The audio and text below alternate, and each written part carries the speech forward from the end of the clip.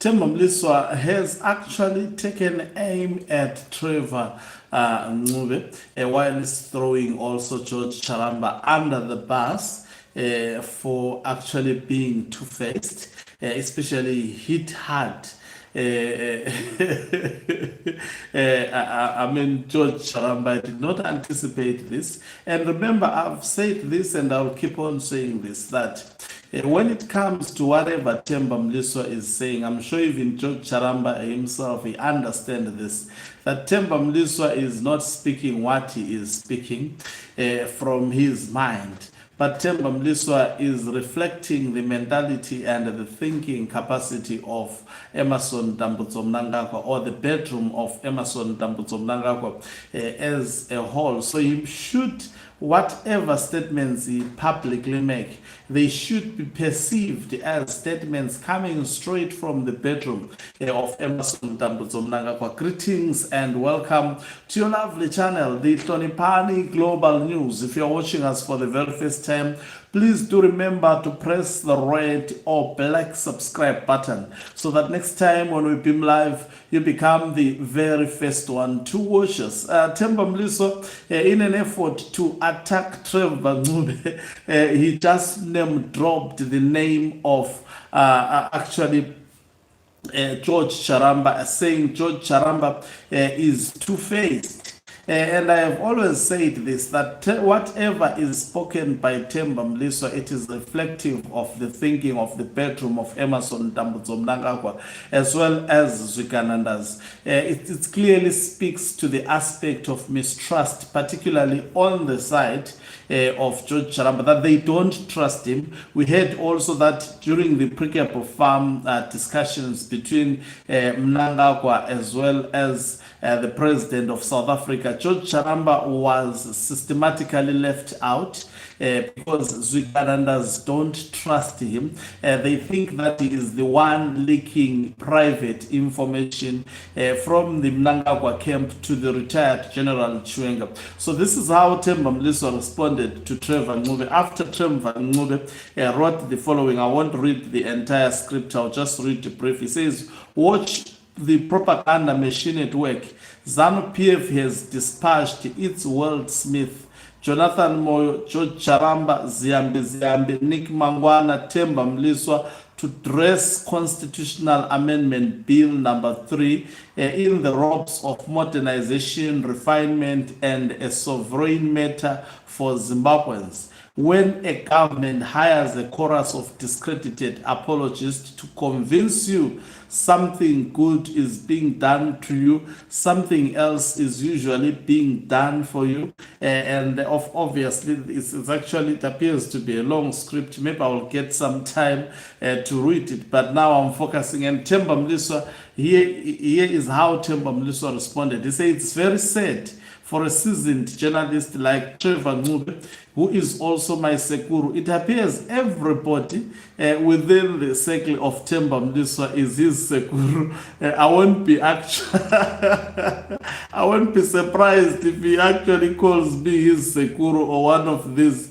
Actually, everybody appears to be his sekuru. Pachishona. To run with such a barefaced lie about me being hired by ZANU-PF to promote Constitutional Amendment Bill 3, I don't operate like this. Do you think Temba Mliswa will actually concede that he is not hired by the bedroom of Emmerson Dambudzo Mnangagwa to do what he is doing? If you expect him to do so, then you don't understand the politics of Zimbabwe. There is absolutely no way these actually power-hungry and greedy personalities will tell you and confess that, of course, indeed, we have been hired. Even Professor Jonathan Moyo will deny it until his grave that he has been paid millions with Glenn Mbana. I'll be reading you also a statement by Glenn Mbana, that is the associate of Professor Jonathan Moyo. He has written something to a South African publication, and you can see from the look of things that there is no going back on Constitutional Amendment Bill number 3 of 2026,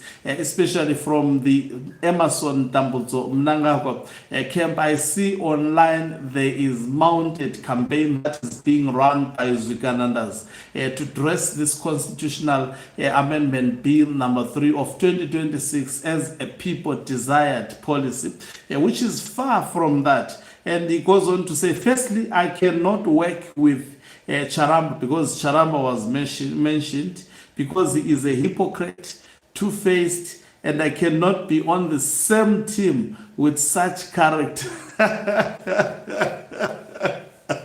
So Temba Mliswa name drops also George Charamba. This is indicative of the fact that George Charamba is in serious trouble. He is not trusted by the Emerson Dambudzo Mnangagwa camp. He is seen as two-faced. He is seen as an opportunist, someone who hasn't made his mind exactly on which side to stand. They don't trust him. The Mnangagwa faction have demonstrated numerous times that they don't trust George Charamba. They go on to say he was biding his time, trying to measure the ground on the safest side to join, and only began to emerge when he realized that the amendments were going to succeed. He is slowly headed the way of Rutendo, where he will become another content creator, daily telling salacious tales to excite social media.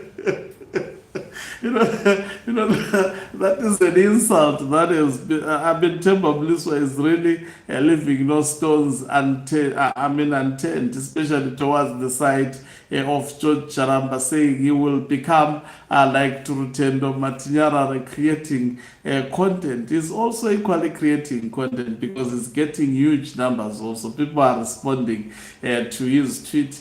We also follow his content, so he's pointing fingers at others whilst he's also doing the same thing. He says, as for Ncube, he could have called me and got the true position.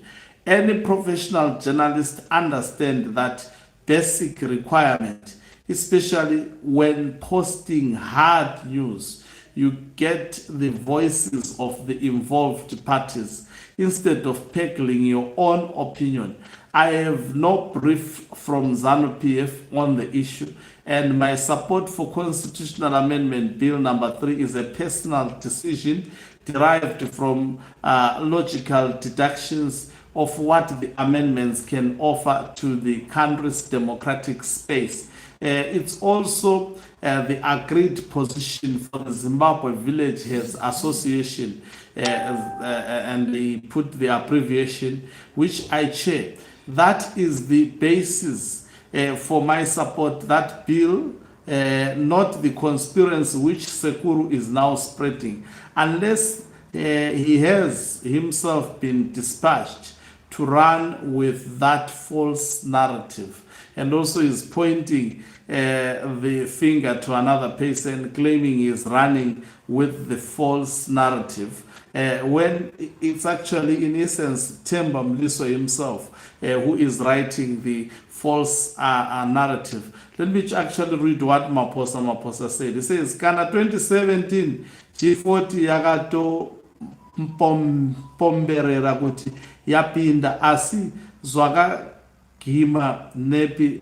Let me just read what is English. Another comment from Andres Maestro. He says, the problem about Temba Mliswa is that he thinks he is too smart for every ordinary Zimbabwean, like an average warrior who thinks it is too good. It is too good a fighting that he forgets how to hide. Confidence and understanding aren't always the same thing.